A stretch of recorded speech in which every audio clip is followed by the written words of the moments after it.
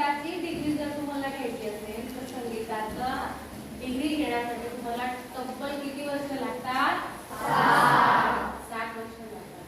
7 वर्ष ज्या दिवशी तुमचे होतात, पूर्ण होतात, त्या डिग्रीला म्हणजे ती जी आपण पदवी धारण करतो त्याला संगीताचं विशारद असं म्हटलं जातं. काय म्हटलं जातं? विशारद. विशारद असं म्हटलं जातं.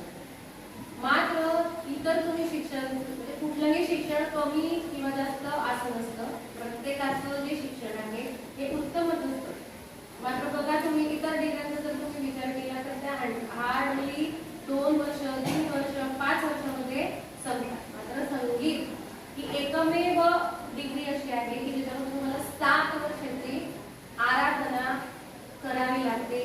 भरपूर त्याच्यासाठी प्रॅक्टिस करावी लागते. तज्ञ म्हणून ओळखले हे 7 स्वर आहेत. हे 7 स्वर सा रे ग म प ध नि सा किती झाले? 8 झाले. मात्र ते सा जो आहे तो आपण जो पुढचा घेतलाय तोच मागे पण घेतलाय.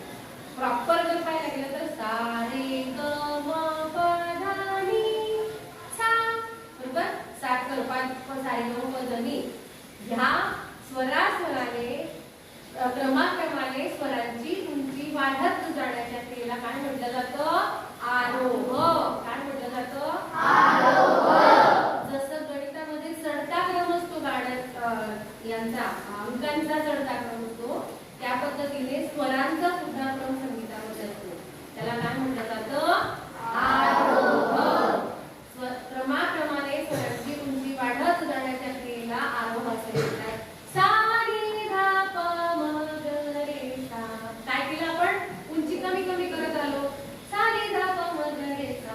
काय झालं? स्वरांची उंची कमी झाली तर क्रमाक्रमाने स्वरांची उंची कमी होत जाण्याच्या कमी करत जाण्याच्या क्रियेला अवरोह असं म्हटलं जातं. काय म्हटलं जातं? अवरोह. क्रमाक्रमाने स्वरांची उंची वाढत जाण्याच्या क्रियेला आरोह आणि क्रमाक्रमाने स्वरांची उंची कमी होत जाण्याच्या क्रियेला अवरोह. संगीतामध्ये हे जे आता मी गमपधनी हे जे कसं म्हटलं जातं, 7 स्वरांच्या समूहाला अनेक राग आहेत.